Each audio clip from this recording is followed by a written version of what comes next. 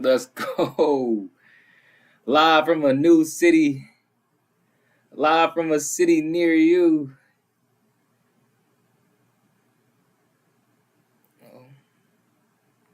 Oh, you already know. God is good. God is great. God is good. God is great. Thank Him for this stream because it is exactly what it seems. It's the one, the only Fredo the King, the man of every woman's dream, the CEO of everything. Fredo! Let's go ahead and get this link out to the world so they can, you feel me? So they can tap in. And then we gon', I ain't gonna lie, it's been a busy last few days. We gonna do Wine Wednesday though, from another city. You dig? You know what I'm saying?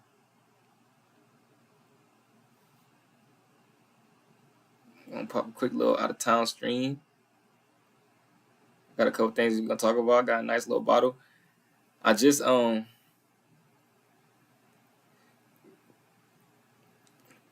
was sick as fuck because I went downstairs to try to get. I mean, I tried to open up the bottle of wine, but the fuck, I don't know what happened. You know, I went to get the bottle last night. It was pouring down raining. It's pouring down raining.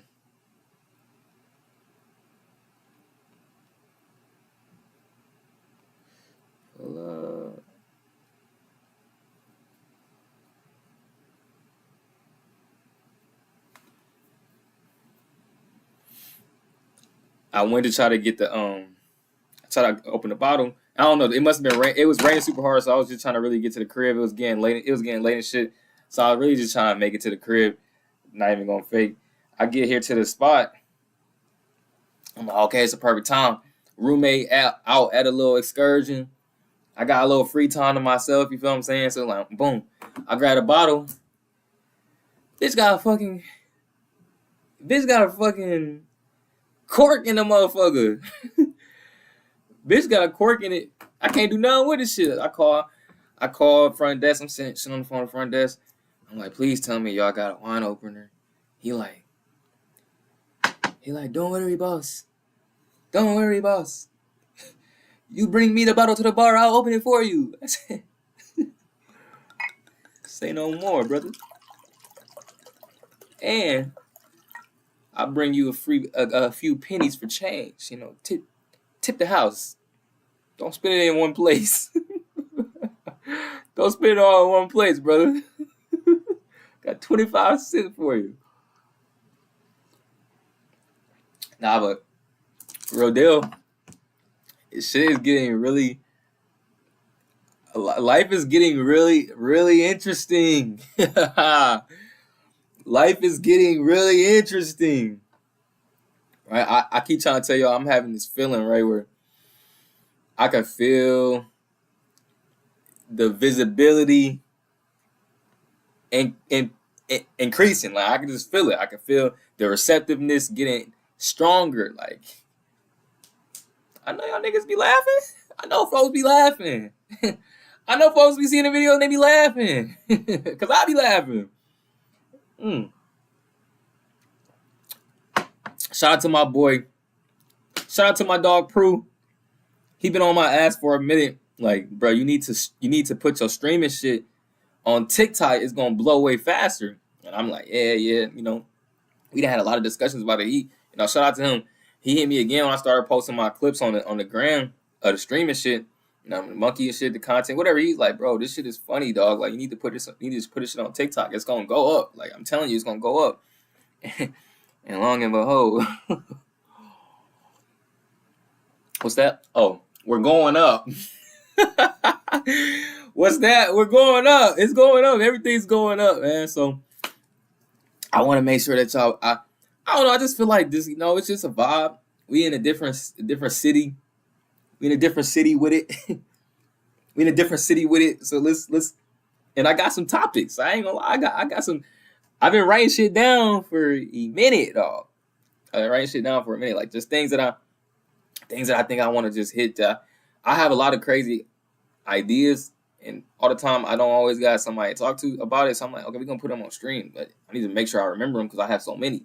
So let's write some down. First thing I got on my list. First thing I got on my list is what they say. What they say? Hold on, dog. What they say? Yeah. What they say? Perfect. Won't be easy. Hey. Slow your fucking roll. What's wrong with you? What they say?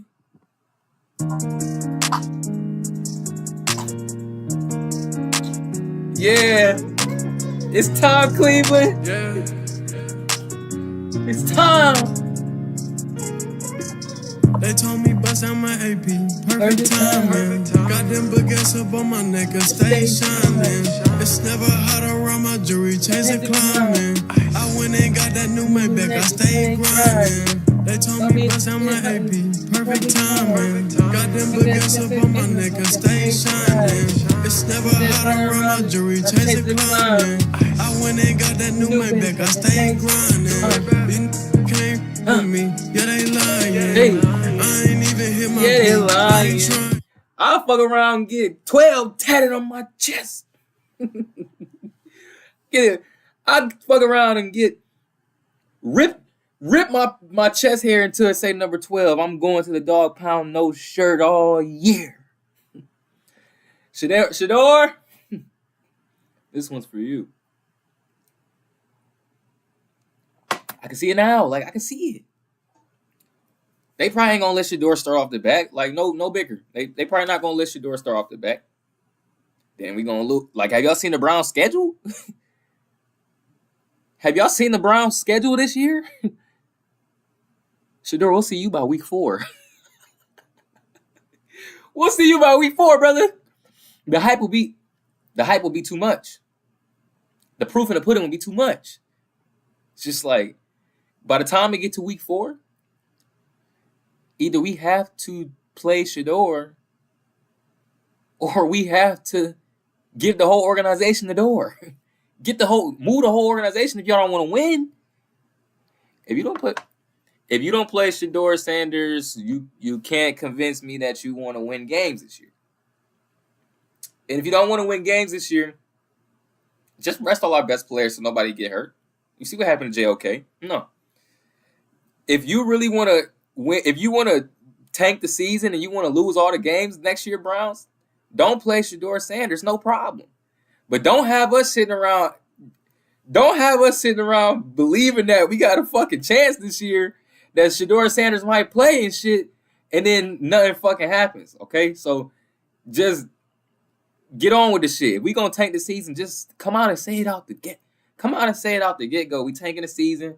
Don't buy no tickets this year. Support if you want to, if you like, support, but we're tanking. Now, I will respect that. But to have us believing that we got a chance and it really ain't shit gonna happen this year at all, like, come on, don't play with me. I'll pull that Commanders jersey out real quick.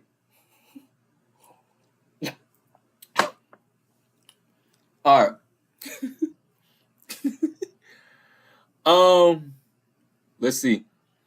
Another thing on my list, I feel a little bit passionate about this topic, okay? My boy Tory Lanez is a legend now. He's one of them artists that's just true artist dog. All right, Megan Thee Stallion, bad baby. Good music too, I guess. But fine shit. You really don't want to be on the opposite ends of the two people that you. I like watching Megan Thee Stallion twerk. I like listening to Tory Lanez music. You really don't want to be on the opposite ends of these things, right? It builds a lot of room for conflict. But in my heart of hearts, I've always known. I think we've all always known. He ain't shoot that girl. All right, so it's two important things that come about this, right? About him not shooting his girl, because one, Megan Thee Stallion best friend lawyer, what's her name, Kelsey, her lawyer, and I can't wait till I get into this position. Like, this is like, yeah, celebrity lawyer, like, come on. But anyway, her lawyer come out and say, admit that this bitch, excuse my language, this girl is the one who shot Megan Thee Stallion. Duh, but okay, come on. Duh, but yeah. All right, so why is this important? One, I'm selfish. No, we can barely get any more Tory Lanez music. Like, yeah, he dropped the album from jail. That's great, but nigga, you're in jail. Only so much you can do. Fuck. But two, outside of me being selfish, it's the nigga real life. It's his own livelihood. Like, he missing out on millions of dollars. He missing out on millions of memories. He missing out on millions of everything. And on top of that, the nigga just got stabbed almost to death in jail. Bro almost just got killed in jail. Like, let's real life. Let's see if we can look this shit up. I'm not even gonna hold you. Hey, close your eyes. Don't look at none of my secrets. I don't want y'all seeing the stuff that I be looking up, because then y'all might try to steal my ideas. I'm just playing. I don't really give a fuck about that. Whatever game I got, I'm willing to give out. Let's see. Tory Lanez stabbed in jail. You already know my YouTube game is like that. Tory Lanez convicted killer. Here you go. Tory Lanez team says, let me make sure y'all can see this. Oh yeah, it's up there. Tory Lanez team says he was stabbed 14 times in prison, but is pulling through. This nigga is like Tupac and 50 Cent mixed together. It's on CNN. Like, this shit is on CNN, dog.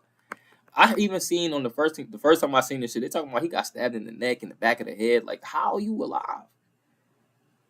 Stabbed 14 times, bro. 14 times? How a nigga in jail even got time to stab you 14 times? Hey, Tory Lanez is deeply thankful to God. What else could you be? And thanking his supporters after he was attacked Monday at a California prison where he's serving a 10-year sentence for shooting hip-hop star Megan Thee Stallion. He shouldn't even be in there. Including stabbed 14 times, including 7 wounds to his back, 4 to his torso, 2 to the back of his head. 2 to the back of the head is crazy. 2 to the back of the head is crazy. He can come out, nigga talking about deeply thankful to God. He very thankful he can even speak still. And 1 to the left side of his face. Somebody was trying to take bro all the way out. You don't think that's weird, though? You don't think that's kind of weird that right at around the same time that Shorty's lawyer is talking about, like, really admitting guilt to his client, that Tory Lanez almost gets taken out? Like, there's some things that make sense. There's some things that don't make sense. And then there's some things that make too much sense. There's some coincidences that's just too coincidental. Like, you're not fooling me. Hey. Hey. I was born one day, but it wasn't yesterday. You feel what I'm saying? You can't tell me, like, sometimes timing can be too perfect. And it be timing for bad stuff. Like, I know God probably, I think good and bad is always happening at the same time. Like, an infinite amount of good, an infinite amount of bad. That's why it's police. That's why we got news. It's always going to be bad shit. It's always going to be good shit, right? But some things is just too close to, like, perfect timing. And we all know it's only 2 perfect timings to take into account. My first album, my first mixtape, perfect timing. And Shadora Sanders, perfect time. Other than that, I don't believe in shit. I don't believe in shit and none of that. Anyway, I feel like that's another one of the things I got on my list.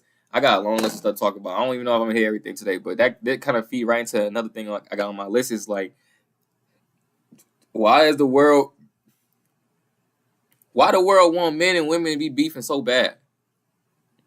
Like, it seems like it's always, especially nowadays, it's like the world got this agenda. Like, does the world have an agenda to make men into women and women into men? I don't know. But a part of me feel like so. A part of me feel like the world is pushing for niggas to be feminine and they pushing for women to be masculine. Like, why? Why we got so many rappers wearing dresses and shit? Like, knowing that these niggas is some of the niggas with the most clout and the most influence. Why are you coming out wearing a dress?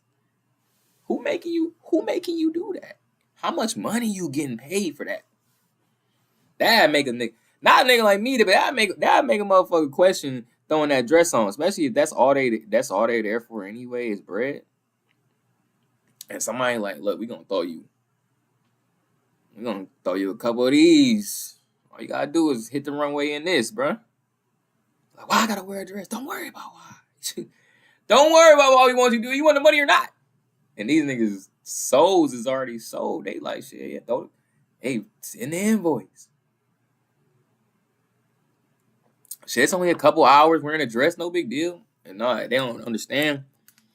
They don't understand the ripple effects of these decisions. Like, this is why I say I'm kind of a fan of Megan Thee Stallion. I'm kind of not. It's not even just Megan Thee Stallion. I'm I hate to use her as an example because she's a hardworking artist that deserves everything that she got coming for her. All right. Now, when I listen to these women artists that talk about shit like using niggas for money and only fucking with niggas if they can do something for them, it's like, yeah, at one point, I know, at some point, maybe I will be a father to a daughter where I will want her to have a man that is a provider, that does things for her, especially things that she don't have to ask for. But the type of brainwashing that's happening to the modern woman today from listening to shit like this, I believe City Girls, all this type shit, they got girls' heads boosted to a level of entitlement and obligation that's not realistic. Like, niggas don't ever have to do anything for you ever.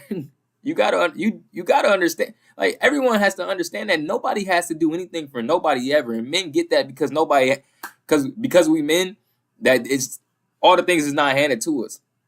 But girls gotta understand, like, you can have standards, you can have boundaries, all that shit, but at the same time, you can never feel entitled to a man's anything because he don't actually owe you anything.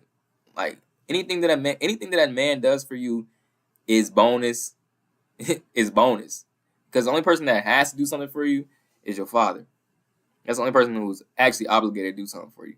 Other than that, if a man is willing to do anything for you in any capacity of provision, that's something that you should be grateful for and accepting to. That's just my opinion. And the type of shit that's going on, why I think it's just ill, is because it's like Megan Thee Stallion and all these girls, they'll rap about all this tough girl shit, and then they be lover girls for real. They rap all this tough girl shit about how they don't want nothing, but they really be up under a nigga for real. Like, they really looking to be tendered up, loved up, booed up. Real LMA shit. So it's like, damn, what you on the internet capping for? But I guess it ain't really no different than, like, let's say if Future is really like a lover dude, like he really want to be like a nigga that's like real tender and real affectionate with shorties too, but he rap like he don't fuck with hoes at all. Like, he like bitches is nothing to him. It'd be the same thing. I think all of that is ill for the world, ill for the youth, ill for the mind. Like non-advantageous for progressiveness in black relationships or just relationships in general between the man and the woman. I think it's just all bad. I think all that shit is bad. You got people out here with the wrong ideas about what's like proper roles for the man and woman in each other's lives. And then I think it causes a lot of destruction in potential couples that could be very happy with each other. This is my opinion. You feel what I'm saying? This is my opinion. I don't really know nothing else. I don't really know shit. My mind don't mean nothing to nobody else's mind. It's just what I think. And luckily for me, this is my stream. So I never can say anything. But let's move on. Let's first off, let's let's get another round, bartender. What? Let's get another round, bartender. I'm trying to tell you, I'm still on a little, trip. So it's like I can't be too, out the way, but it's like,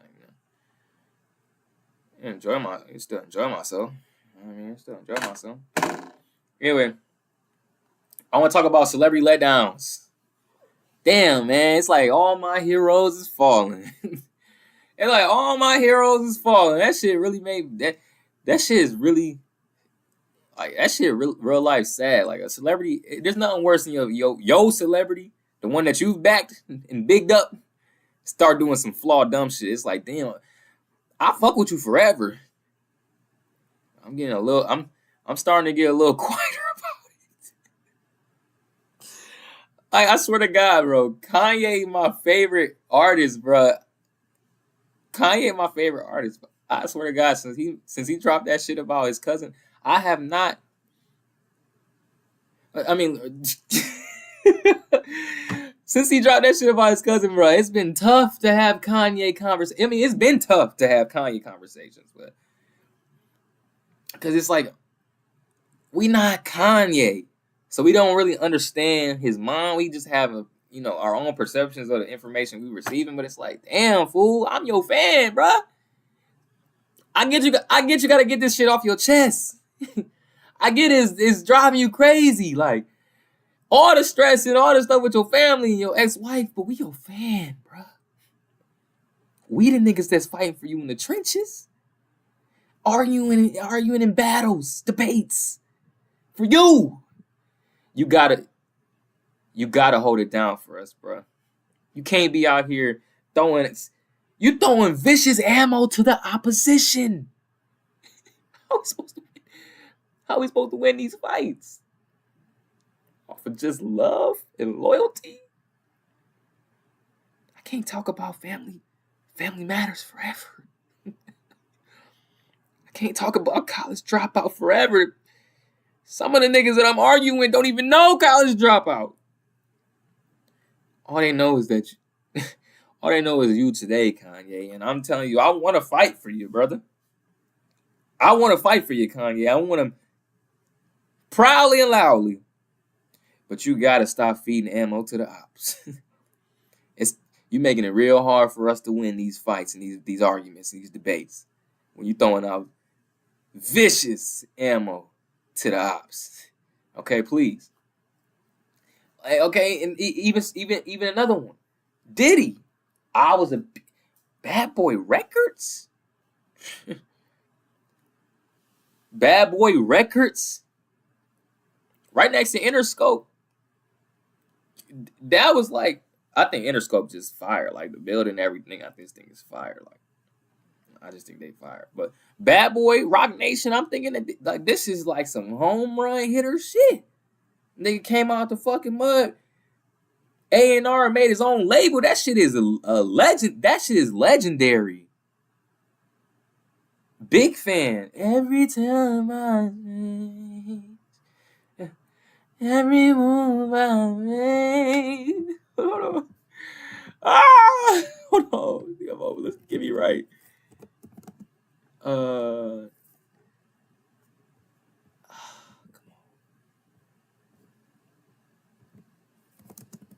What y'all know about this? I'll be missing you.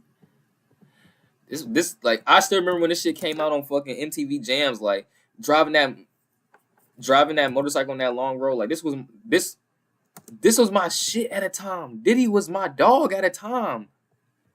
Faith Evans, fucking Notorious B.I.G. This. This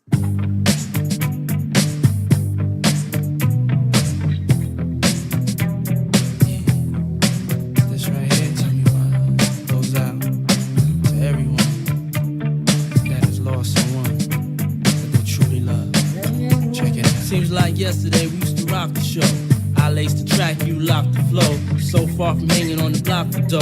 No, can't wait to see. After that, Here we go. get out, but it plays again. When it's real, feeling's hard to conceal. This is my. I'm telling you, I remember the video on MTV Jams. Motorcycle down the road. I'm like, this is a classic. I knew it when I was young. This is a classic. Every move I make, Everything. all day, every time I pray, I'll be missing you. But that's enough. Because this is about celebrity letdowns and Diddy. Diddy, you're making it hard on me, brother. You're making it real hard to stand up for you, Diddy. The shit that I've seen come out in just the few days on this nigga's court case is ridiculous. Like, it was one thing when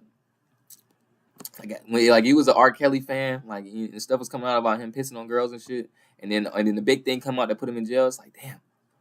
All right, yeah, we got. It's two different people. It's two different people. It's the music and then it's him. But this shit that's coming out with Diddy.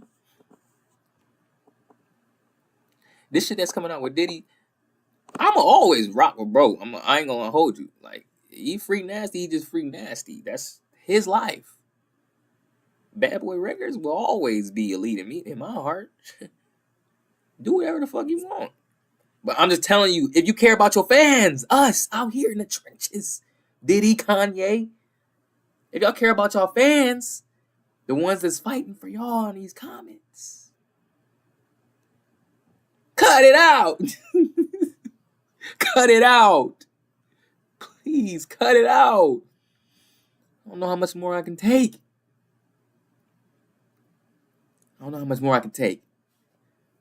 Please, settle down, man.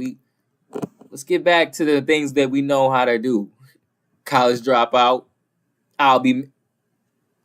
Let's take it back to Thinking of the day. keep that shit regular.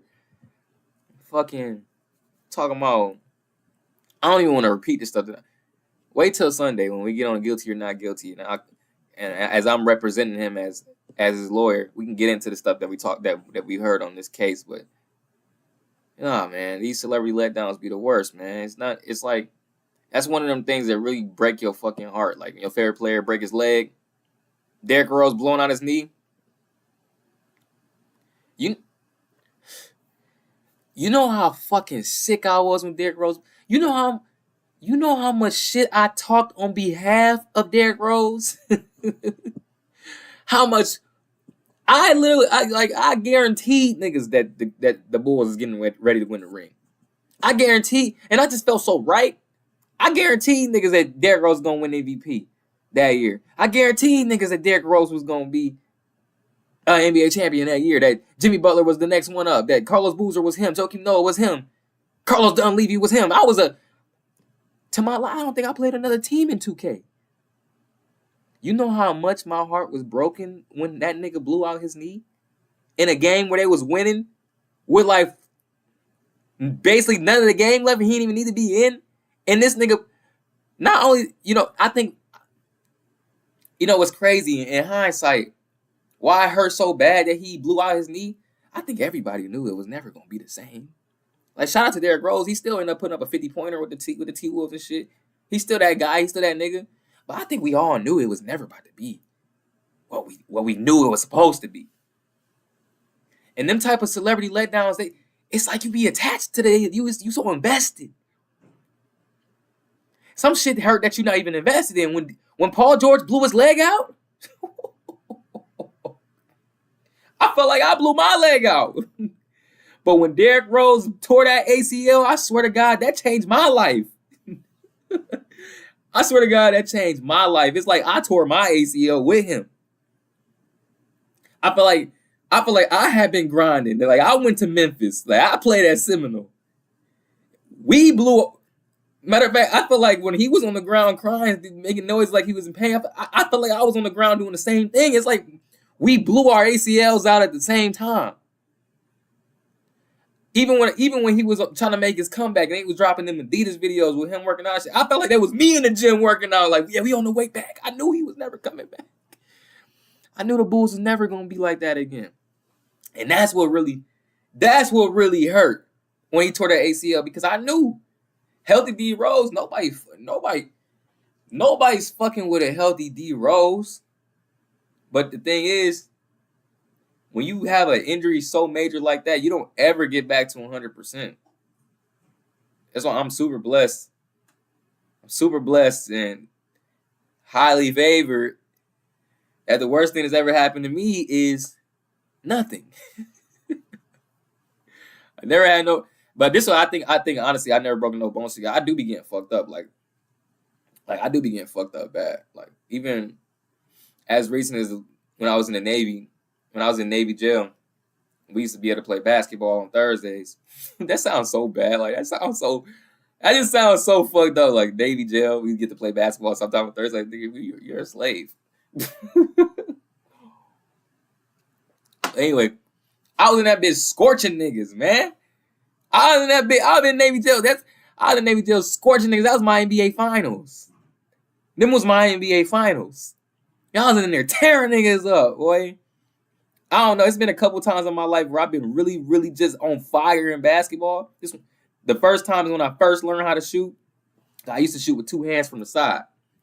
Until niggas was clowning me. I went to this basketball camp, and the instructor was like, "Man, if you don't change your jump shot form, you'll never make a three." I cast the next three like this, but I said my shit is fucked up.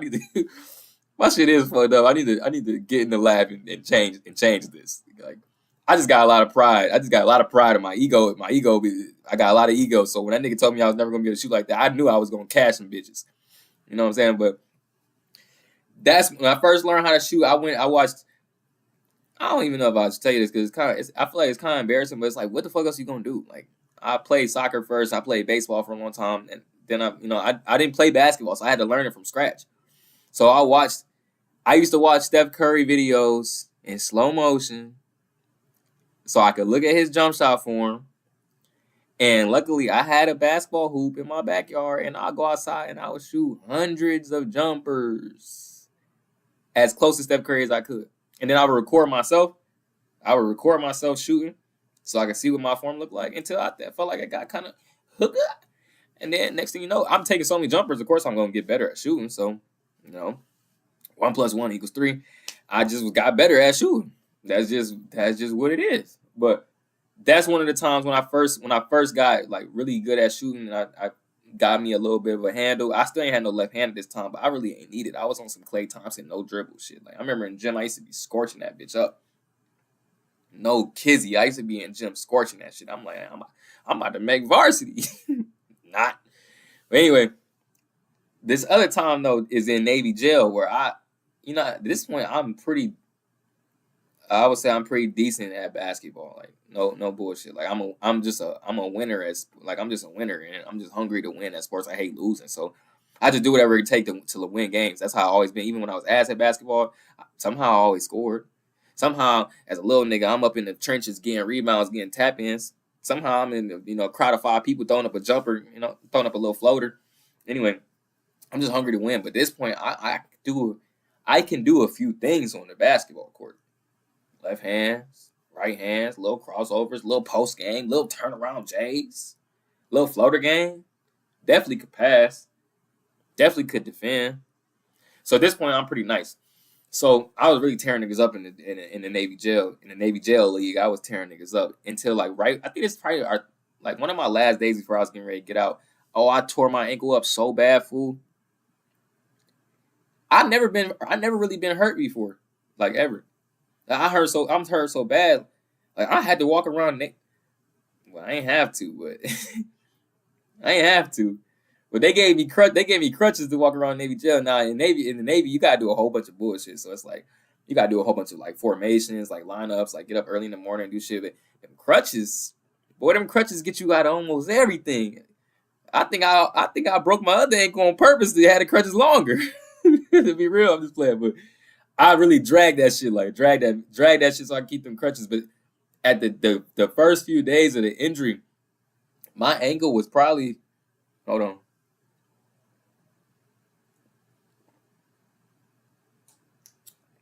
Woo. My ankle probably was as thick as this fucking cup. I mean, my shit was fat. Mango. My ankle looked mango. Like I had gout in my shit. My whole foot looked like I had gout. Like a 600-pound fat man. Couldn't move, couldn't walk. Doctor talking about make sure you keep the shit elevated. I got a couple days off and shit. My shit was really fucked up. I only ever been fucked up like that one other time. This is back in like 8th grade, 9th grade. Like I used to, for some dumbass reason, I used to always hoop and slides. Like I used to just love hooping and slides. I really don't like no type of constraints, like even on my toes. Like that's why I can't even stand socks. I can't even stand my feet being undercover sometimes. I just feel so constricted. But hooping in my slides, I rode the fuck out of my ankle. Like damn near feel like I broke my shit. Like damn near, and I just triple socked up and kept hooping and damn near broke my shit again. I never even got that shit fixed, and I don't know if I've ever walked the same since. Most of my injuries, I never do nothing about them. Like damn near feel like I broke one of my fingers. Which one? I think it's my damn near on both my hands. My pinkies can't go flat because I jammed the fuck out of them bitches. Thought I was straight, kept playing, jammed that bitch again, and that bitch ain't never been right. My big toenail on one of my foot, his bitches came off 3 times. Like I done hooping in them slides and jamming my toe. Take off my sock at the end of the night. My whole sock bloody. I'm like, what the fuck? One time I take off my sock, my whole toenail came off with the sock. I'm like, damn. Damn. Like, whole toe is just a gushy gummy bear on my toe, no nail. Like, I didn't even know this was possible. I ain't gonna lie, I didn't even know this was possible. Literally, I take off my shoe from hooping after a long day, like a long ass day. I ain't never do no homework, no shit like that. So I'm just hooping all day till it's nighttime. This is my house, so I can hoop forever until everybody else is gone. Though I'm hooping until everybody else is gone. You know. And after this long day, I take off my foot is hurting because I'm really like that. You know, I'm really hooping. This is my backyard, so I'm telling you, I do got a lot of pride. And I do got a lot of ego. So when niggas is hooping in my backyard, even though most of the people who come to my backyard probably was better than me, just because it's my house, I had so much confidence that I could do anything on that court that it just made me play better. Like I would do stuff that I would do stuff that I wasn't even good enough to do just because I just had confidence that I could just do anything. Like this is my house, nigga. No one's better than me in my house, and because I believe that, I just would just be doing crazy shit. Like honestly, just turning up, just doing shit I ain't even never practiced before, none of shit like that. But this day I take off my shoe, my whole sock is like red. I'm like, damn, like did I cut myself? Take off my sock, whole toenail gone with it. I'm telling you, just gushy goo. Just gushy goo on my big toe is nothing. I can't even believe this. Like niggas' whole toenails can come off. What am I supposed to do with a toenail with no toenail? What can you do with a toe with no toenail? How is that? Every day I put on socks, it hurt. Every step hurt. Every move hurt. But I'm like, oh, okay. So you could lose a toenail and this bitch will grow back, but that bitch ain't never grow back, right? That bitch ain't never grow back, right? Which I thought was strange. Like as it was growing back, I'm like, it feel different. The toenail feels different coming in, but I'm like, maybe it ain't done growing yet. Maybe it ain't fully developed yet. And then this thing finalized on my toe. Well, it was supposed to be a toenail, but it wasn't really a toenail. Like it wasn't all the way right. Like it wasn't all the way right of a toenail. It was there though. Like it was a little off color too, like a little gray. It kind of seemed almost like it was like a dead toenail was growing on top of skin, but it wasn't really healthy. So guess what happened? I still loved hooping and slides. I never stopped doing that. Another long day of whooping ass and slides. And this time I come home, I take off my sock, and the toenail is on there. The toenail is still on there when I took off my sock after this long day of whooping ass. The toenail was still on there, but something wasn't right about it. Something wasn't right about it. Like it was a little wiggly. Like it was on there, but it was wiggly. I'm like, nah, you can't lose You can't lose 2 whole big toenails. There's no way that that's possible. But this one just came in. This one just came in. This toenail just came in, so ain't no way I can lose a whole new second toenail junior. I can't lose toenail junior.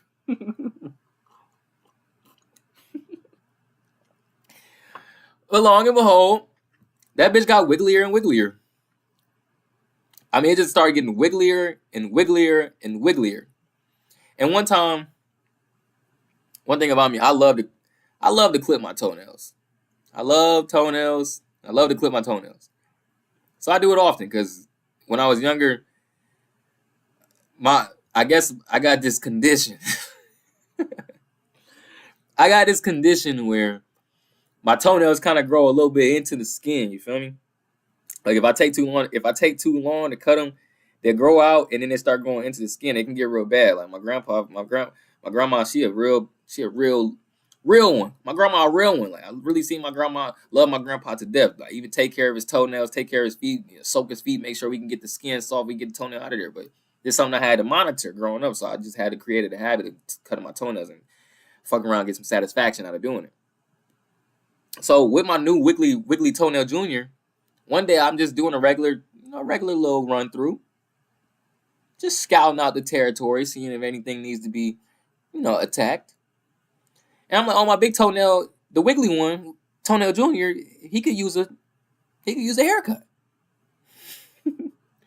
Why? I make like one snip, the little starter snip. You always make a little starter snip, and or at least me. Some people I seen they just clip all the way around. Lazy as fuck. I make just an entry incision, and then I like to use a little brute force to get it off. It make me feel more accomplished, like I'm doing something. So I make my little entry incision, little starter cut, and I go to cut off the top layer of toenail junior, and literally my whole toenail comes off. This is my second time. This is my second time having my whole toenail gone. Like, and this time it didn't even hurt. It's like it came right off flawlessly, no pain. Like it was never even there. Like it was never even on there. It was like it was nothing even there. And then this is the toenail I have now. It's like semi-regular. When Piggly Wiggly toenail junior fell off, there was like this small little toenail the third growing. And it's almost like, I guess maybe it had booted off toenail junior to start the growth. It's like just this little small piece. And then this is the toenail I have now. And it's grown back like 85% regular, right? Like it's sometimes I look at it and I'm like, you're not my original toenail. But you'll do.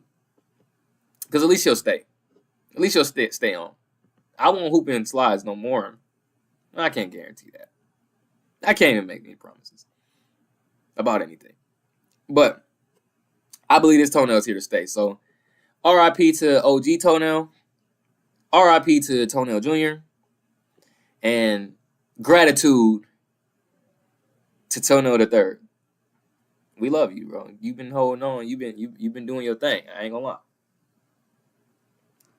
But I go back to my Derrick Rose thing. Like when me and Derrick Rose tore our ACLs, you never get back to 100. So I knew that. Let's see what else we got on the list. I got a long list of shit. It almost hurts. Like it almost. Oh, this. Okay. Okay. All right. So I want to talk about this. Like this is a thing. This is a real thing. Like sometimes shit just throw you all the way off guard, and you don't know if they was bullshitting when you had your original thought and experience, or they bullshitting now. It is like this one time I went to the mall. And it was a few folks out there, and it was this girl named Lauren. I'm not gonna say her last name because I think she just got engaged, honestly. And this is not important to her life at all for anybody to like send to her or anything like that. Anyway, At time, we got a lot of mutual friends. We kind of know each other. We never talk, but when we was at the mall, we definitely was flirting. At least I thought so. Nah, I'm not even gonna say I thought so because I wasn't. I don't feel like I was even trying to. I feel like she was flirting with me, so I'm just giving her a little bit of Fredo effect back. Now this is back in the day where they used to do them rates, like rate me 1 out of 10, and they used to do like they would have like group chat rates where all the girls are doing a group. One girl sending a picture of a dude, everybody in the group chat sending rates. Now I believe even on my worst day. Talking about no haircut, teeth not brushed, crust in the eye, ain't showered, a little musty.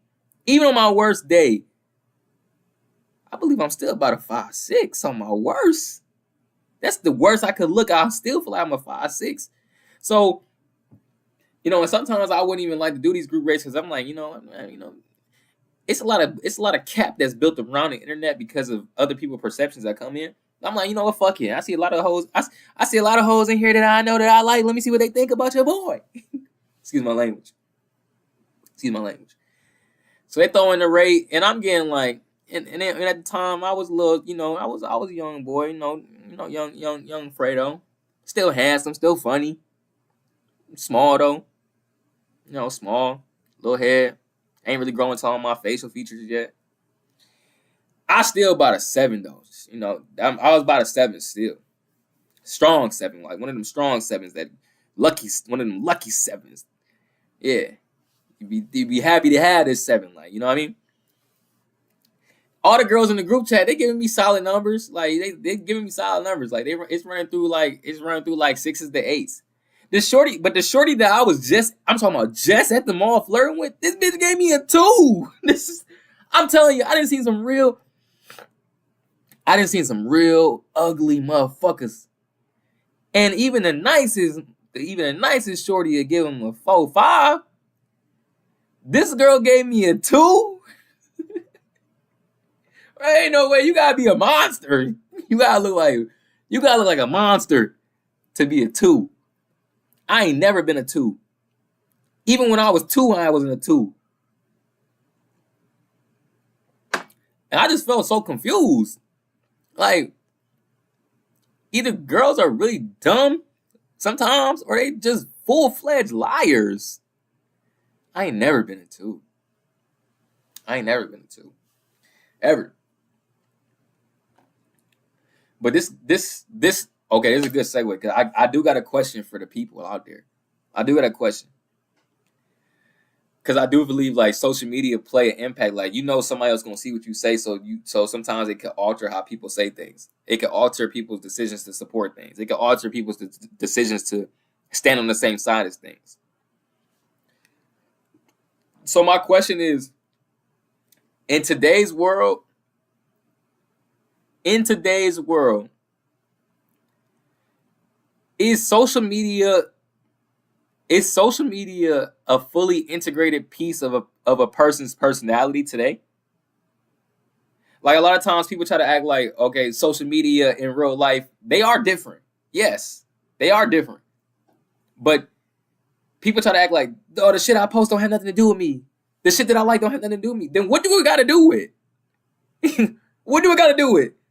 Oh, you found a post about this funny because maybe because it's just funny. Maybe because it's just genuinely funny.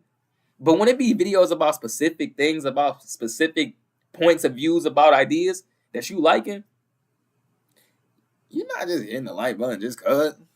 Like, you agree with this, or you relate to this, or you understand. It could be any of those things. We never know. That's why the question is formed. Is social media now a fully integrated piece of people's personality? Whether that be like authentically a full representation of who they are in real life through the digital means of the internet, or does it mean like fraudulently that they impose a new perspective or narrative around who they are in the digital world? But even if that's the case, if you're doing it fraudulently and trying to portray a certain image about who you are through the digital means of the internet, is that still not a say of who you are as a person in real life, you're a lie. I don't know about you're a liar, but you got whatever going on that you feel like you need to cap or do this, whatever. Like whatever. Nobody really knows, but it's like, can we now in today's world solely say that social media and real life are two separate things when people I mean it can be if a person doesn't utilize social media, like that definitely is a whole different world for them. But if you constantly utilize social media on a day-to-day, it speaks because of how AI and algorithms are built to your liking. Even personalized ads, even the commercials that you see are kind of built around things that you may or may not be interested in based on things that you have watched and liked. I feel like in today's world, social media is a piece of people's personality in some way, like to some degree, maybe major, maybe minor, maybe whatever. But the fact that people are on social media so much, and the things that they do on social media, most times are closely connected to the things that they enjoy or the things that they invest time into. I would have to say that that's a piece of them. Like their social media is a piece of them. So the things that they do and don't do on social media are a piece of how they feel. That's just what I think. Like I don't really know, but that's just genuinely what I think. Like you can't even tell me that like this not you. Like you this is either you or what you want you to be or what you trying to be. This is you. Even if it ain't nothing on there. Niggas kill me with that shit, bro. It ain't nothing worse than jumping on a motherfucking page and they got no post. Delete this shit, bro. You don't got no post. Where is you? Danny Phantom? Casper? Delete this shit, bro. Or put some fucking post up. You just want to watch niggas. You can go on Instagram.com. You can watch everybody you want on Instagram.com. What you got a page for that I'm wasting a follow for? I can't even see you. Niggas is following you. I've never even seen what you look like in 5 years. It ain't like you running a meme page, a gift page, jokes and inspirational quotes. This your personal profile with no pics. A couple stories of you in Arizona. Nigga, what are you talking about, bro? Get this shit off the internet. Wasting my goddamn time. Get on Snapchat. Get back to Kick. What are you talking about? Don't nobody want to jump on your Instagram talking about no post yet. Well, I'm unfollowing. I'm unfollowing. Give me something to look at or get out the way. It's simple. You jump on a girl page and all she got is stories. Who you hiding from, mama? Who you dodging, baby? Why you only stories? Are you kidding me? I'm not. To each his own.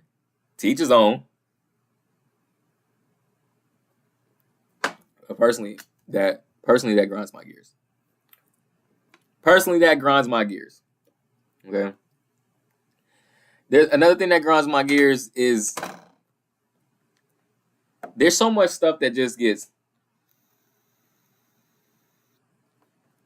like I really can't stand when a company just start adding dumb new stuff. Like Instagram, you know what's important to us, Instagram. Show us who looks at my page, how often they be on there, and get back to showing me what people is doing. All this other shit, I don't need Threads. I already got X. I don't need. I'm about to say some wild shit. X got everything. I haven't made. All I say is I haven't made a tweet in years. X got everything I need. I haven't made a tweet in years, but X got more than everything I need. One of my favorite apps, for sure. Shout out to Elon. But Instagram, what you adding Threads for? Account that I actually am supposed to be a part of that I can't even use because it's not the right household. Netflix, you playing with me, man. Yo, get the fuck out of here, Netflix. You adding all the worst shit. You taking away the best movies and add games? I'm not trying to play Squid Games, the game. I want to watch Netflix for free off my cousin's account. What are you talking about? Niggas always want to add the worst stuff, the stuff that don't matter. Let me save $7.99. Shit. Me and my cousin split $2.50. Me, my cousin, and my auntie split $2.50 a piece. We could all watch Netflix all around the world. What's up with that? $7.99. That's with ads. Are you kidding me? Netflix. If it wasn't for this new show I was watching, you'd be close to your last straw. I can't lie. You've been doing your thing lately. You know, maybe because I ain't been on there in a while. Netflix, you've been doing your thing lately. But please, just give us the login sharing back. You could take all the. I don't ever gotta play a game on Netflix ever. If you just give me the fucking login sharing back. That's it. Like, we don't need games. I got a PlayStation. Everybody got something. I don't even play iPhone games. Think I'm gonna play a Netflix game? On what? My PS5 controller? You dumb? No, give us the login sharing back and we'll be straight. You know, that's like another one of my topics. It's like some of the things that just some things you can avoid, some things you can't avoid. Like obviously we have no control over what Netflix do. We can just throw out suggestions, but it's like when you get into them situations where it's almost like, okay, for example, it's like when I'm driving around, I literally try everything I can to not stop at a red light. I'll try anything. Back roads, U-turns, illegal turns. A quick swipe to the next street. I'll do anything to try to avoid a red light. But there's nothing worse. Like where I come, the street that I come home, sometimes it be like 6 lights in a row. Right?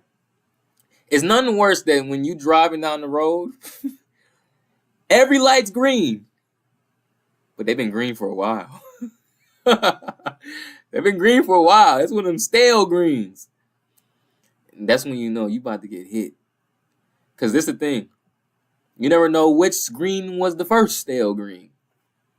And it'll always be your green that was the first one. So you sit there and you're looking at a street full of green lights. Could have been home instantly. Next thing you know, your green goes red. And it never happens where all the lights go red while your light go red. Your light go red. You stop. The other greens is greening. Your light go green. The next light is red.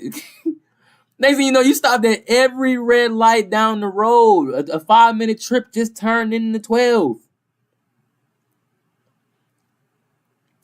And that's why I've really started to evolve as a driver. The older I get, I've started to evolve. No cop, no stop. Especially if the lights is out. If it's past 9 o'clock, no sun out. Sometimes when I'm driving with passengers, niggas be sweating you. Sometimes niggas really be on your back while you're driving. Backseat drivers is real. Like, niggas be nervous. Like, it's their life in their hand. I get it. If I'm by myself, it's past 9:30. No cop, no stop. If I can't do that because it's somebody maybe in front of me, whatever, I promise you, I would do everything I can. I would try everything I can to not stop at a red light. I mean everything. We'll pull into McDonald's if I got to. Are you using the McDonald's app today? No, I'm passing by. Fuck is you talking about? But really though, I'm really a great driver. Okay, I'm really a great driver. Like if you get in the car with me, you get in the car with me. This is gonna be one of your safest experiences ever.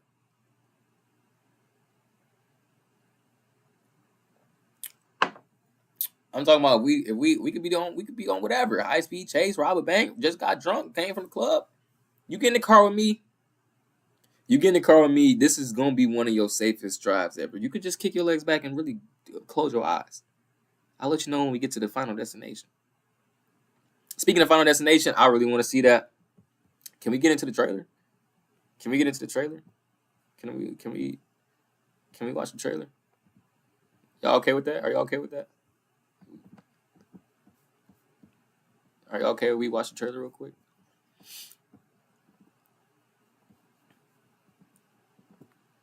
Y'all don't really know. I don't know if y'all know. Like you type in FI, the first thing. Like this is one of them franchises that's really one of them. Like all the final destinations go stew.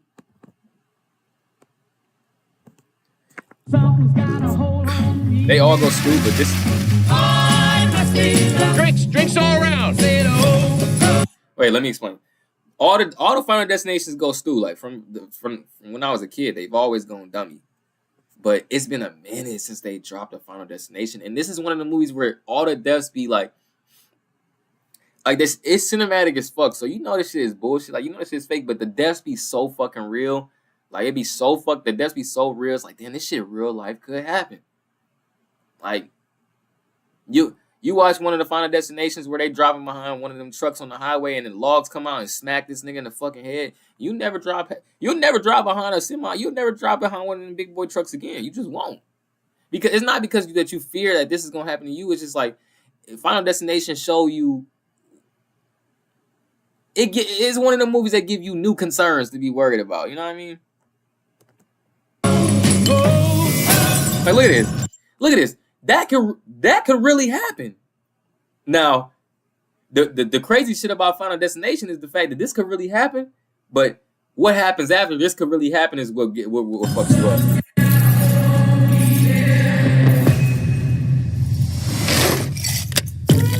Oh no way, they did the fucking start.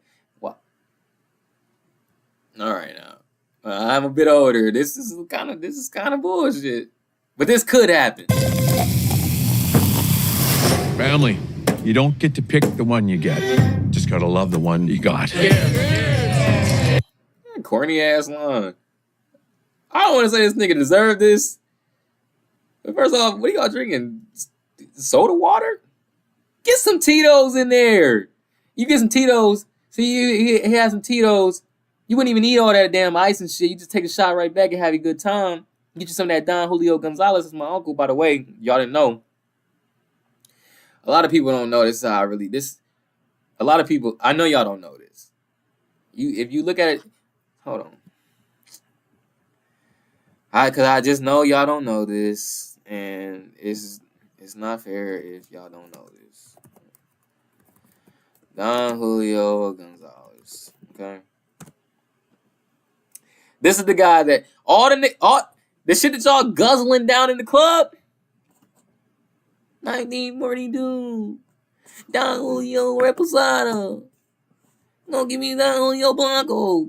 No, this is my uncle. All right, this is what my family's about. All right. Why is Don Julio 70 so expensive? Oh, because we're like that. This is my uncle. Okay. That's besides the point, though. I just want to let y'all know, put y'all on a little bit of game. The Gonzalez has been doing it big for a long time. The Gonzalez has been doing, we've been making moves. We've been having motion. And y'all favorite bottle come from my family line. All right? I just wanted to put that out there. Let's get back to this nigga's weak-ass celebration speech. I always knew this day would come. I got it. I don't think you got it. I don't think you got it either. I held him off for years. Oh no, the kid got the cup with the glass. No. No, he doesn't deserve it. He doesn't deserve it. But Get up here. He's a and I'm sorry, I'm gonna stop skipping in a second. The crazy thing about Final Destination, it always be all the crazy realistic deaths that could happen, all be happening at the same time based on shit that could really happen. They'd be like, damn, nigga, this is a massacre on real shit. This is a massacre on things that could really happen. Like I got all these same tools in my house, in my backyard. So, I mean, I don't have a trampoline, unfortunately. Like, maybe we should work on that. Like, I got a lot of space in my backyard. Maybe you know, somebody should bless me with a trampoline, because I would love to jump from the roof of my house onto the trampoline and then try to go back on some Spider-Man shit. But I don't know if that's the best idea. relentless son of a bitch. Won't stop till he finishes the job. Whoa. Death is coming for our family. That is an old.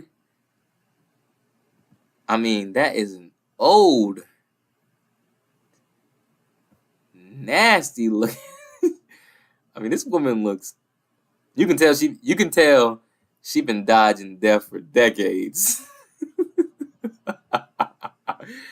You can tell she been dodging death for decades. Look at her. She barely alive now. She probably ready for death. She here to make one last confession. I fucked our family up for life. And until he kills me, he gonna kill all of y'all. But she look like she ready to go. Look at that toupee. I mean, her hair is literally see-through.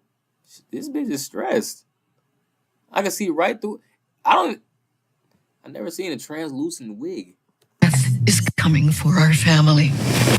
I said, Oh! oh, Oh! Oh! Oh! Oh no, come on. Come on. No. No, bro. Death is coming for our family. No way. I said, Oh! oh, Oh! Oh! Bro, get the fuck out of here. Grandma, what's happening to us? Years ago, I had a premonition that started it all. I saw what death was about to do.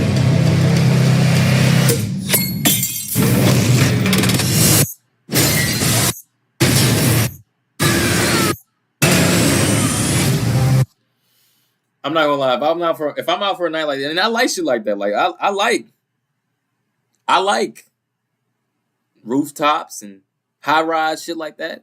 I'm not gonna lie. If that's the way that I die by a chandelier hitting the glass and we all fall through the floor.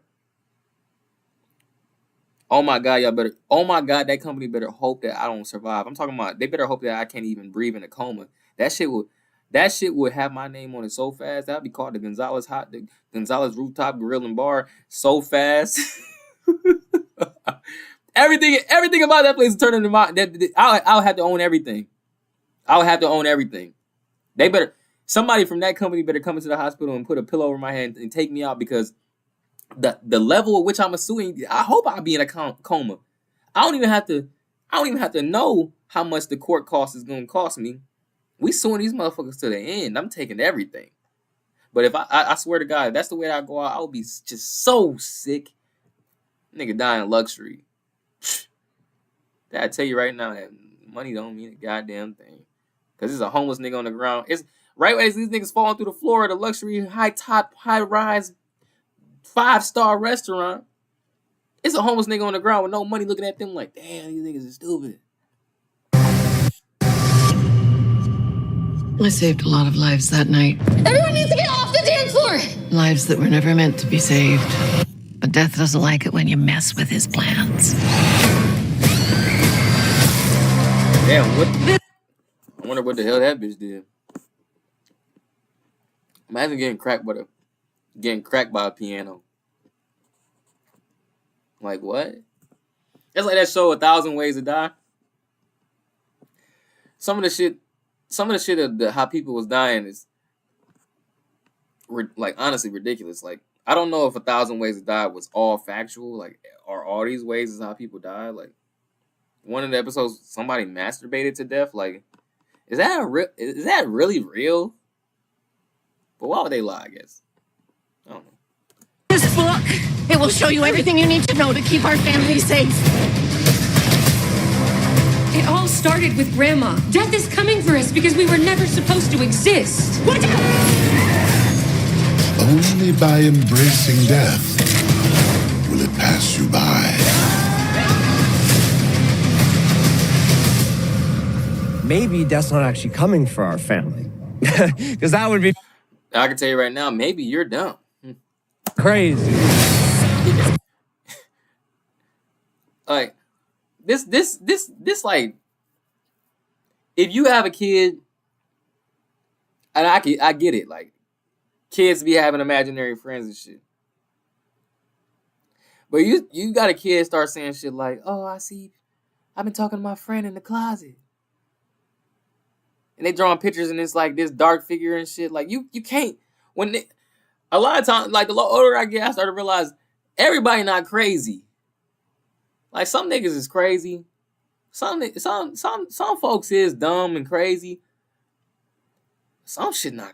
Like niggas telling me folks telling me they hearing voices in their head and shit. Oh, I'ma believe you. Oh, you been hearing stuff at night in your house? Oh, I'ma believe you. Let's put the house up for sale now. We moving out today then. Son, your best friend is who? Yeah, well, you can stay here with him. No, I'm just playing. Good luck.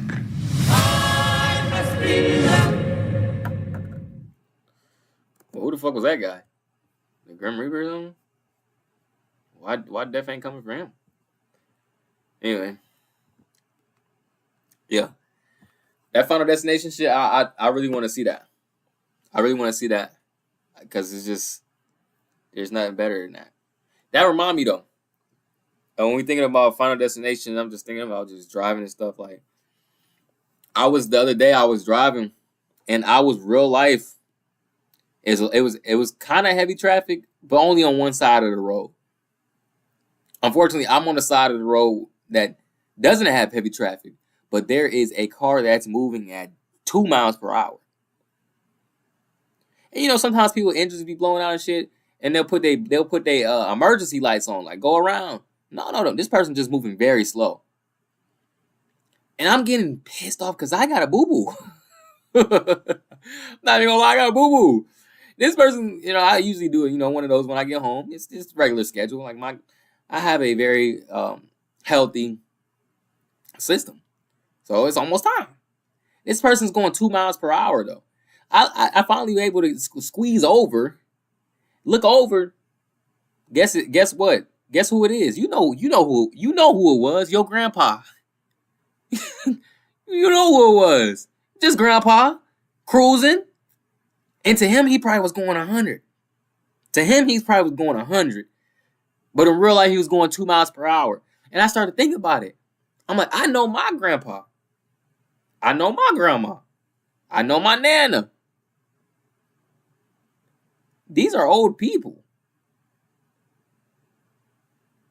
And I'll be thinking like, damn, okay, you know, my old people, they're not the worst old people. Like, they pretty healthy old people for the most part. But I started to really think about it. Should there be an age restriction on a driver's license? Should there be a certain age where you can no longer drive on your own?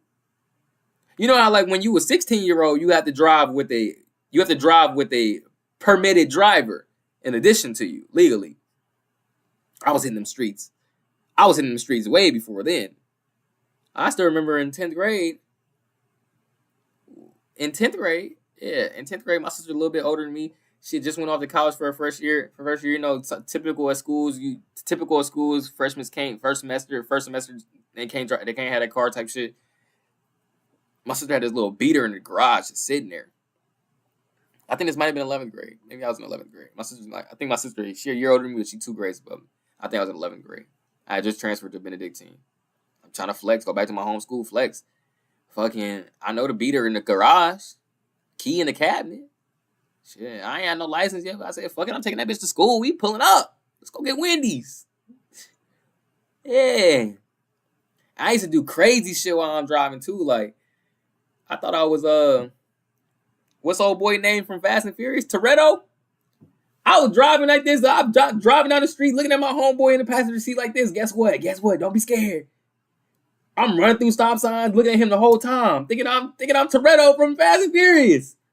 Nigga, I was ripping them streets up. My sister bitch. Until one day, the dude across the street. Nigga across the street had a crush on my mom. Nigga been trying to get good with my mom forever. Nigga been snitching on me forever. Bro from across the street been snitching on me forever. I don't know why he think that's gonna get him some pussy, but he been snitching on me forever. And one day I thought I was really on some cool shit. Like we didn't win, picked up girls. We didn't win and picked up some shorties. When they got some food. I'm thinking everything cool, crystal clear. I put gas back in the bit. Till my mama called me. Oh yeah, they said he just seen you pull off in the car. So my mom actually called me. She said, "You bring that fucking car home right now. That car better be home before I get home." Excuse, huh? What do you mean? She said, "Oh yeah, he already told me he saw you pulling off." I'm like, damn, this nigga is real life corny. Snitch on me about smoking in the crib. I think I told y'all that story already. Bruh called my mom talking about he sees smoke coming out the attic. He just want to make sure the house not on fire. Nigga, you know the house not on fire. I'm in here hotboxing with the homies. And see, that time, I don't know if I told y'all a story. It's like one of the first times I ever got caught smoking. That day in particular, when he let the sign off to my mom that he seen smoke coming, my mom, she came home. Usually my mom would tweak out. My mom is not one to wait around. Like, she'll let me know, ass whooping is on the way, brother. When I get home at 5:30, I'm beating that ass. My mom will let me know. Like, I'll be sitting there thinking about it the whole time, padding that ass up, putting a little extra shorts on. This day, my mom didn't say anything. And I thought I was so smart. In my house, at a certain point when my sister went to college, I was able to move to the attic. Now, in this room with the attic, you could take the door handle out of the inside of the door, and no one could get in because the handle wasn't there. So in this day in particular, when he snitched, he seen smoke come out of the attic. My mom usually she'd tweak on me, but she didn't say anything. She just came home, and I got the whole attic gassed. I mean, super hot boxed. I used to have this. Like, I used to have people come to my attic, hotbox my attic, and I even had I had a little closet that we would smoke in. I would have people sign their name in the attic, like it was like a little hotbox room. When you smoked in there, you could sign the wall. So we all in there hotboxing, doing what we do. I'm thinking I still got a lot of time until my mom come home. I can air out the room, spray it, all that shit, all the usual shit. Until open this fucking door. Open this fucking door now. We in the middle of blunts. We in the middle of blunts. Homies up there, everything. We put all the blunts out. I'm like doing my best job to try to clear the smoke out. We opening the windows and shit. It ain't enough time though. It ain't enough time. So I'm standing outside the door. I'm like, "What's up?" I'm like, yeah, mom. She like, "Open this fucking door." I'm like, "All right, 1 second. I lost the doorknob." She like, "Rocky, open this fucking door now. I'm not fucking stupid. Stop playing with me." So I put the doorknob back in. Open the door. My eyes is gassed. They red as fuck ass. She like, "Oh," my mom like, "Oh, so you smoking in my house? You smoking in my house now?" Again, I'm not a liar, so I didn't even get a chance to lie though. I just opened my mouth and she was like, "Bow!" It just smacked me in the face. She said, "I don't know who the fuck is upstairs in my house, but y'all need to get the fuck out now." All my homies is running right past her. And I just know she taking account of each motherfucker that's running out of that bitch. And I'm not gonna lie, like, I was so high.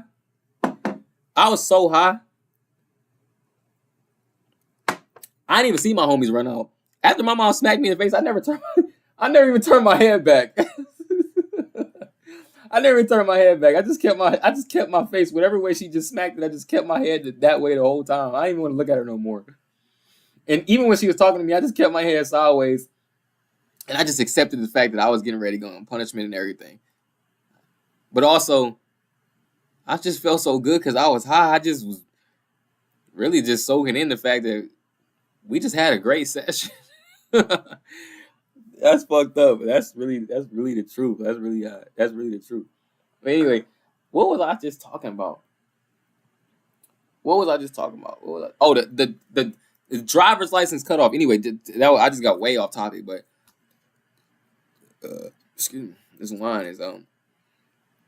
wine really started to kick in.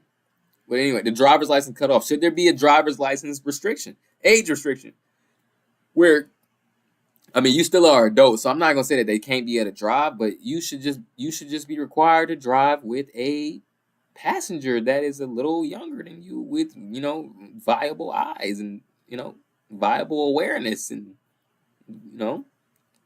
stuff that can make sure traffic moves. Because old people, they don't, I don't usually see old people getting into accidents and stuff. It's just they just drive so fucking slow. Like, you taking up the road, bro. And I'm pretty sure driving under the speed limit is illegal. But it gets to the point where you get so old, like, yes, y'all got to get around, but you need to have a chaperone. Because I'm not about to shit in my pants because you driving 5 miles per hour. Please. Shit, I'm getting ready to bump you from behind and make sure you swerve off the road. I'll do whatever I gotta do to get to that toilet. Anyway, I got a lot of stuff on here. I'm not gonna talk about everything because there's some things I want to do when I get home, and some things I want to talk about when I get home. But one of the last few stories I want to talk about is just like, as a parent,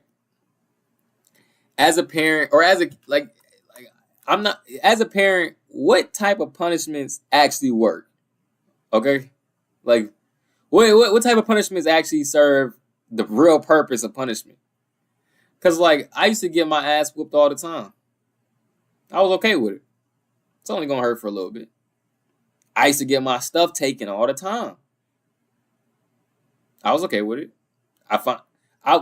Maybe this is why I am how I am today, where I'm able to make fun out of any place that I'm at, because I spent majority of my life on punishment as a kid, where I was just forced to create fun with nothing. Like, I don't have any toys, any nothing. Like, my dad was so vicious one time. I guess my dad come to think that fashion was important to me, which I guess it was. And my dad, he took all my clothes. Like, he took all my clothes and took me to the Goodwill, took me to the Salvation Army to get some clothes for whatever amount of time I was about to be on punishment. And it was the most busted shit I ever seen in my life. I was so fucking sick, bro. I was so fucking sick. He bought me the most busted shoes, the most busted clothes. Let me keep a few things, but all my raw shit, especially all my sneakers, gone. Bro, the shoes that my dad bought me was so fucked up. I was so fucking embarrassed to wear these bitches, bro. I don't even know if anybody ever noticed this, because nobody ever clowned me about it and ever say anything. I was so particular and so tactical to make sure I didn't get caught with this. I had one left foot Adidas slide that I had because I hooped in my slides all the time. I had broke the other slide. I went to the Lost and Found, and I was trying to find another right foot Adidas slide. I was only able to find another left foot Adidas slide. But I was down bad, so bad, fucked up on this punishment so bad. I didn't want to wear them shoes so bad. For like a month and a half, I wore two left foot Adidas slides to school every day for like a month and a half while I was on punishment. And I'm telling you right now, I absolutely made sure that nobody ever knew I was wearing two left foot slides. Like, that month and a half, you could catch me walking around a lot of times. Like if I ever thought somebody was even looking down at my feet, I just kick both of my shoes off and just be having like I just got my socks on, like I just got my feet out. But my dad was a wizard. My dad knew exactly what punishments to do to make sure that I get the ID, because I didn't mind. Like I didn't mind getting my PlayStation 2 taken. I didn't even mind getting my ass beaten. You know, what don't kill you make you stronger. But my dad was a genius. He's a wizard. He knew exactly what to do. Like one night, I had, I always say this because I really want people to understand that school is important, education is important, not because it is a determining factor of success, but to be able to get good grades is a great telling as to who you are as a person and what you're willing to do to accomplish the things that you say you will. But at the time, my grades was terrible. And one day I had report card type shit just came in, all F's and D's. And my dad like, yeah, you're not eating dinner tonight. And I just thought that was like, honestly, I would have rather got 1,000 whoopings than not eat dinner. Oh my God, bro. I was so fucking hurt. I cried so bad. Like, imagine you in your room and it's like 7:30. Like, it's like 7:30 and my dad got like, yeah, you going to bed now. You're not eating dinner. I'm not going to bed at 7:30. I'm wide awake. I smell steak and chicken downstairs. But I can't have that. I can hear him. I can hear my sister and my dad having conversation. I can hear him watching. My dad watch Seinfeld all the time. I can hear Seinfeld downstairs playing. My dad also used to do like, my dad is the type that make dinner and then he also make a dessert like cinnamon rolls, shit like that. I got cinnamon rolls downstairs. My stomach is at the ceiling. Now, luckily, I always been a slick nigga. Always been a slick nigga. Always. A few days prior to that, my dad on some fluke shit took me, my sister, my little cousin AJ to this little library. And they had this competition. This one I really knew I was a winner. Like I was always been a winner even as a kid. We went to this library late. Like we not even late, but we just pulled up on a random. They was having like this little thing. And it's having this little drawing. It was this big bag of jelly. It was this big jar of jelly beans. And when you walk in, it's like, oh, if you guess how many jelly beans is inside of the jar, you can take the whole jar of jelly beans. Whoever gets closest to the number gets jelly beans. I'm a young nigga. I put down a fucking ridiculous number. Next thing I know, I'm the nigga walking out with a big can of jelly beans. Now I don't know if my dad forgot that I had won all these jelly beans or not, because there was only my parents is split, so I spent some days there, some days with my mom, some days with my dad, some days with my mom. So maybe he forgot because I tucked the jelly beans underneath my pillow under my bed so I can have a little snacky. I can have a little snack after it's time after lights is out. So this night where my dad's like, yeah, you're not eating. Your punishment is I'm not gonna whoop your ass. We not, you ain't got no TV or no PlayStation to take. This is what I'm gonna take. You're not eating dinner tonight. I mean, I was just starving, bro. Just starving. Like, stomach is growling. Like, my sister even tried to act like not even act like my sister probably did feel bad because, that boy probably hungry. He just had a long day at school. He ain't eaten lunch since 11, 12. It's 8. And you still got to stay up all night and go to sleep all night. Wait till the morning. My sister brought me a little pickle for dinner. Like, we get my dad will always let us get a snack. And my dad keeps stuff like fruits and he make cucumbers with like salt, pepper, and stuff. My dad's Hispanic, so my dad eat pretty healthy, pretty much. Whatever. He would buy snacks and chips and shit too, but he keep like pickles, grapes, shit like that all the time. So my sister's snack for the night was a pickle. She grabbed 2 of them bitches, brought me a pickle. I thought that was the best thing I ever had in my life. Damn near saved me, but I was still hungry, like my stomach talking louder than TVs.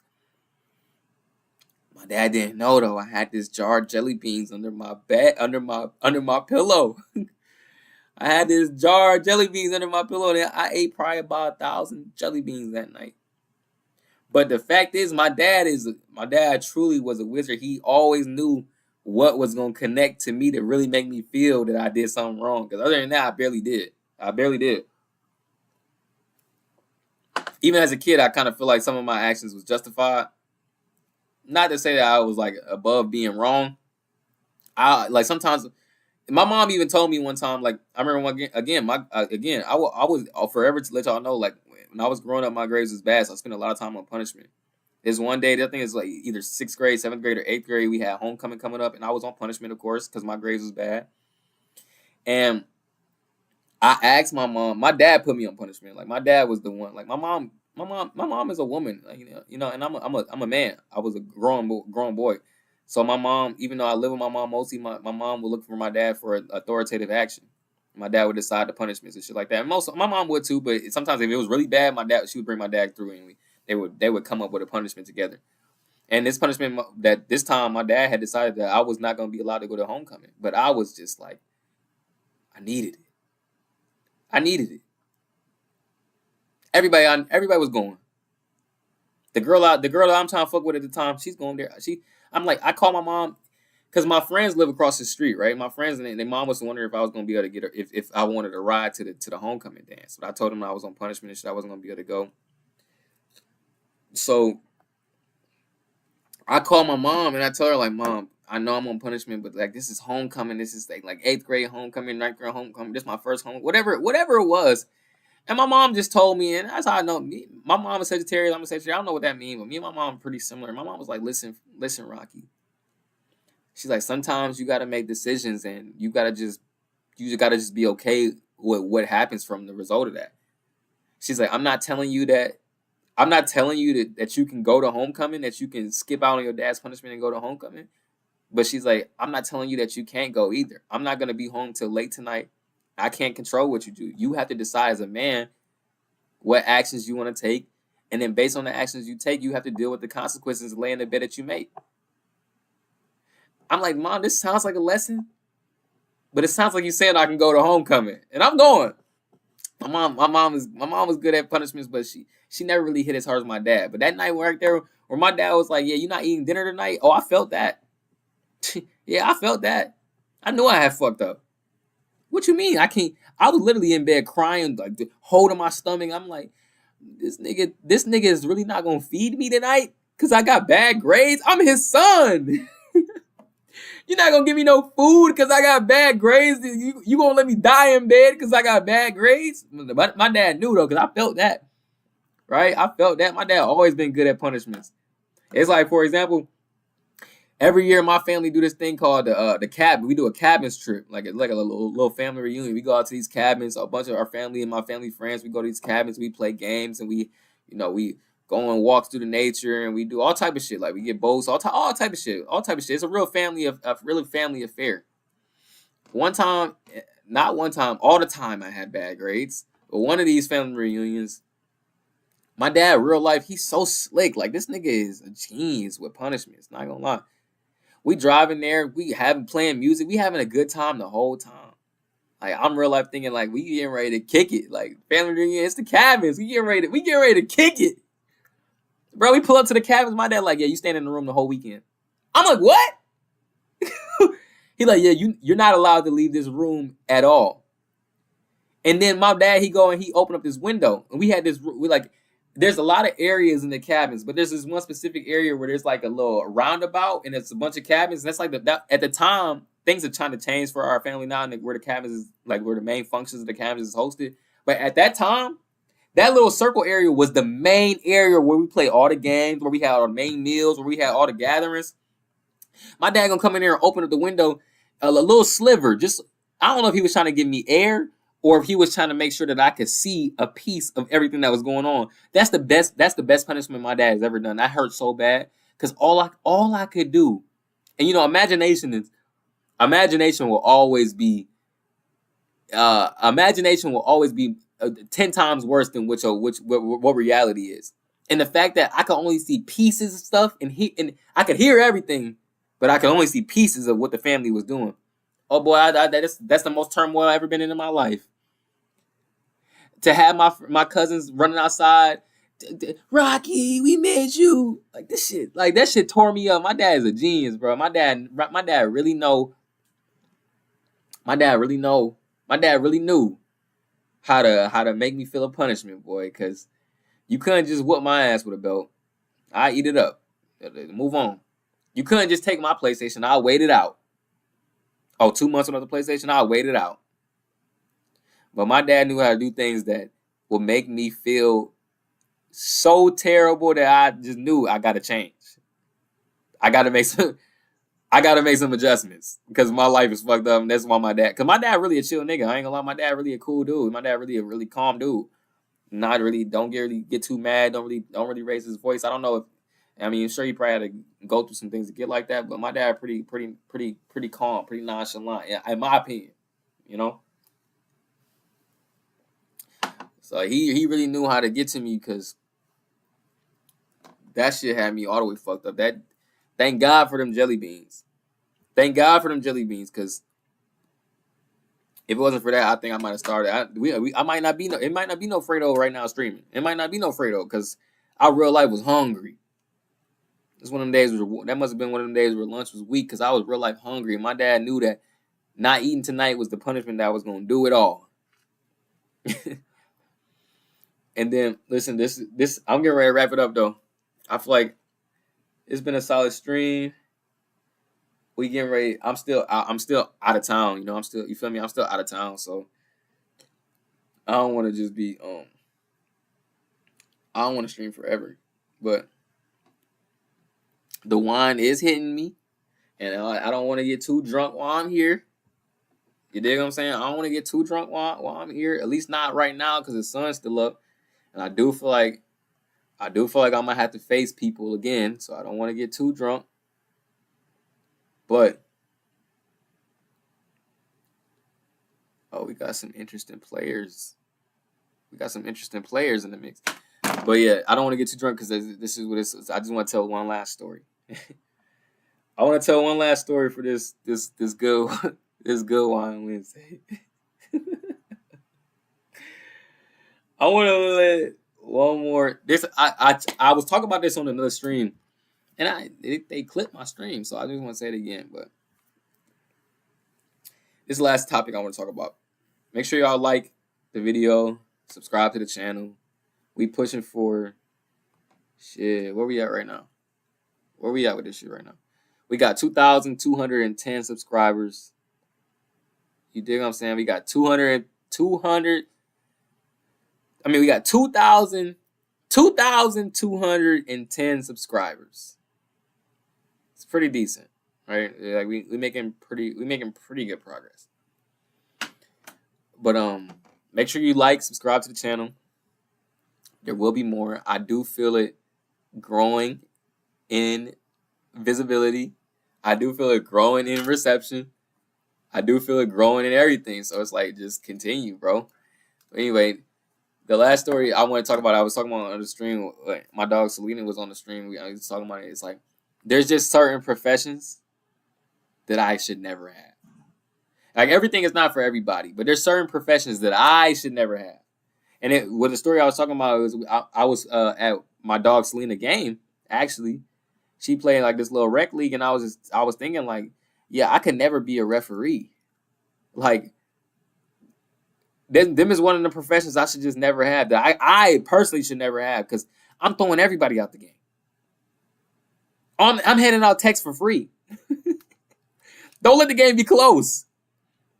Don't let the game be close. I make a call and your mama in the crowd talking crazy. Tech on you and her. It's 2 points for the other team, and it was only 1 point. It was a 1 point game. It's 1 second left. Y'all lost because your mama. Thanks, and she got to wait in the parking lot. Please, a police officer, I could never. A police, I could never. It's police week where I'm at right now. It's so many police, and they make me a bit uncomfortable. Like, I went downstairs to get my wine bottle open at the bar, and when I got on the elevator, it's just an elevator full of police officers. And I got my chain on and shit. I'm the only black person in the elevator. I'm standing there, I'm right in the middle too. Like, I was like one of the last people. You know how you want when you one of the last people to get on the elevator, it's like one little spot for you in the middle. Everybody kind of crowded around the back. It's like one little spot. I'm in around all police officers. I'm just standing there with the wine bottle in my hand. I hear behind me, I like your chain. To me, all I heard is, this nigga sells drugs. I turned around and said, thanks. She said, can I see that one more time? I swear to God, in my ears, all I heard was, you're under arrest. I'm like, yeah, no problem. Anyway. a police officer I could never be, because almost 100%, 1,000%, 1,000,000% guaranteed I'd be a dirty cop. Dirty cop. I'm working with the drug lords. We find crack, cocaine, meth, pounds of coke, and millions of dollars at a drug bust. I'm taking everything. Me and the crew take. Me and the Denzel Washington in Training Day is exactly how I'd be. We taking everything. We wiping the place clean, drugs, cash, and all.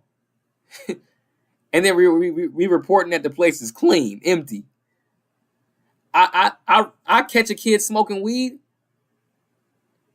I'm taking all his blood. I'm hit his blood first, and then take all his blood, then arrest him.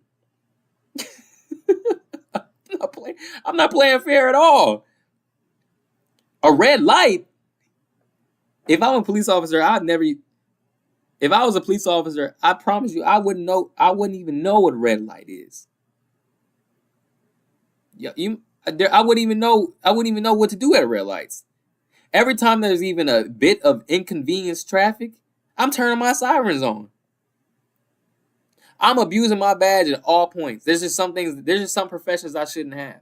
And being a police officer, and being a referee, and being damn, I say this, don't let me be a college professor and your grades is struggling. Don't let me, you know what I'm saying? No, like, this is some things that I just shouldn't do. Oh,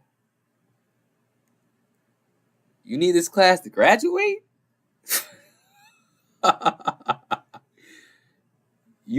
How bad do you need an A? Please. Some things I just know my limits, man. I'm just not built for it. I'm not built for everything, bro. Cause I'm just not, no. Some things I just shouldn't do. Cause I would take advantage. And even sometimes I think about that. Like, I think about that as what I want to do right now. Like, I would love to represent bad guys. I don't know if that's morally wrong or not. Somebody has to do it, though. Somebody got to represent the bad guys. I'm not saying I'm okay with them being bad guys. I'm not. Really, honestly, I'm not. I don't even think I would want to free them. But I'll act like you're safe. I'll act like you're innocent. I'll act like you're innocent and get you a plea deal for sure. Matter of fact, I'm not even going to act like you're innocent. I'm just act like the people don't got enough evidence to convict you. Yeah, this nigga's guilty, but you can't prove it. That's what I'm on. I want to be that nice. Yeah, this nigga probably is guilty, but you cannot. You don't have enough to prove it, and I'm good enough to dispose of the weak evidence that you got to say that he did do this. Johnny Cochran shit. If the glove don't fit, you must have quit. But other than that, I'm getting ready to get into the night. see what the city's hitting for. See what the city hitting for. I really need to charge my phone. My shit on 5%. But we about to see what's up with the remainder of this trip. See what we can do with the remainder of this trip. See if we can really stay locked in. Follow me on Instagram if you haven't. We've been dropping some really funny stuff. Sauce by Fredo. You can follow. I got a couple people who do clips for me now. Sauce Clips on Instagram. Sauce Clips on TikTok. Sauce by Fredo on TikTok. 2 of my clip pages. Watch some of my stuff. Tap in. But yeah, man. It's time for me to enjoy the